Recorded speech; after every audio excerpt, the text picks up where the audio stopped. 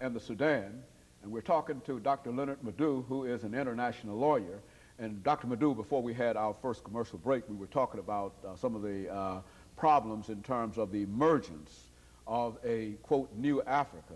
But as we indicated before that break, that there are still some problems on the continent of Africa. And I think one of the problems that you've identified that is of some real interest to you is the problem dealing with the Sudan.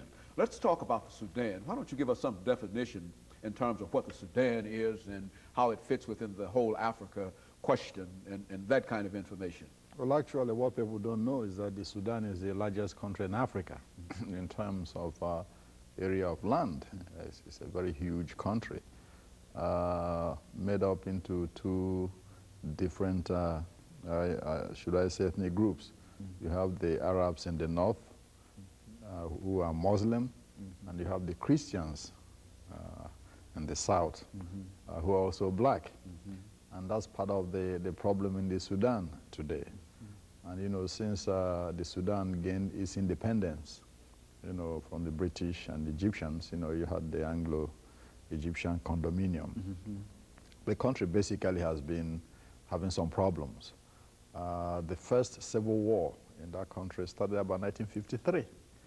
And it never ended until 1972, when the then President Nimeri signed an agreement with the Anyanya guerrillas led by General Joseph Lagu, promising autonomy for Southern Sudan, which he implemented at the behest of Emperor Haile Selassie of Ethiopia, who negotiated the agreement.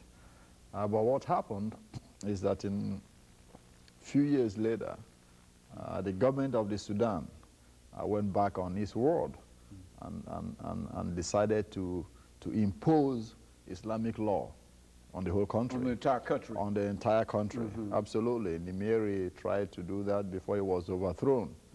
Then the new government that came in tried to turn it back. The new civilian government that came in as a result of Nimeri's overthrow, headed by Sadiq El-Mahdi, wanted to roll the law back. But he was overthrown himself by General Omar Bashir, and an Islamic law was, you know, enacted to impose this Sharia law all over the country. The man behind this is a man called Hassan Turabi, who is really the strong man of the government, even though he's not in power in the Sudan. So the Southern Sudanese took up arms under Colonel John Garang.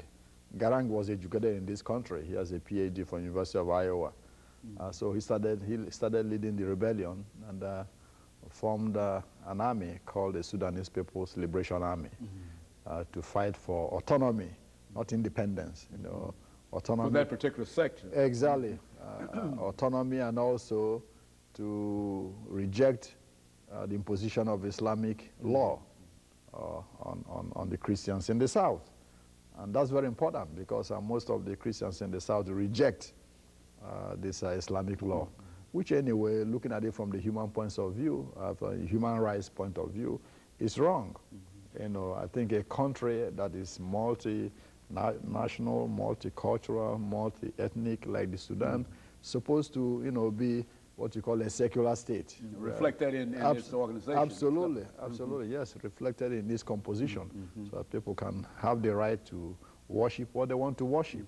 You see, but in this case, they want to impose Islamic law, and that has been a problem since 1985, you know, when this conflict started again, and it's continuing, you know, up to us. So as we speak, a lot of people are dying of hunger, starvation in Southern Sudan. You've seen a lot of the Sudanese Christians here live in Nashville now.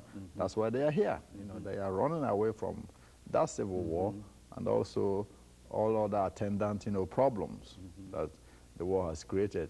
And not only that, from reliable information, including Amnesty International and Africa Watch, there is slavery still going on in the Southern Sudan. In fact, most of the Southern Sudanese, you know, members of the Liberation Army who are captured by the Northern Arab soldiers are taken as slaves. And even regular people are still being taken as slaves in Sudan. The same thing What's the that's going on market for this new slave trade, Dr. Madu? Well, it's in the Arab, in the Arab North. They take them to the Arab North. The same thing the Mauritanian government has been doing itself. Just the slavery in Mauritania. So it's the same thing. And it's not, it would be nice to look at the conflict in the Sudan in isolation from the problems in Uganda, Eritrea, and Ethiopia. You see, the Ethiopian government really is the key financier. The Ethiopian and Ugandan governments are the key financiers of the problems in the Sudan. They are the key suppliers of arms and money to the Southern Sudanese rebels. Also, the United States, because they have an interest in destabilizing this Islamic government in the Sudan. At the same time, the Eritrean government also supports the Sudanese People's Liberation Army because it has problems with the Sudanese government. The Somali government, the same.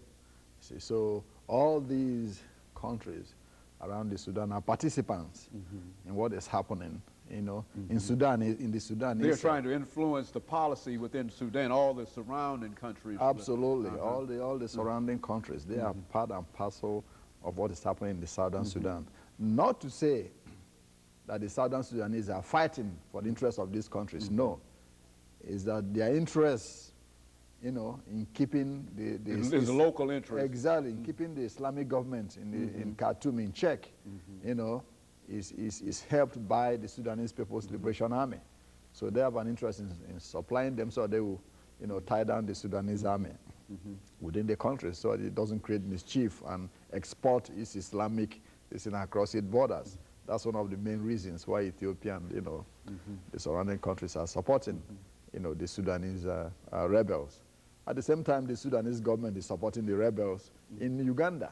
There are some rebels in Uganda called the Lord's Resistance Army, being supplied by the Sudanese government to create problems for Uganda. Yeah, for Museveni in Uganda. Well, now it seems with all of this crossfighting and all of this support, basically all of these entangling alliances, it seems to me, what could be the possible solution to? I mean, how do you get out of the kind of dilemma that the country of Sudan has found itself in, as long as it has these two religious groups?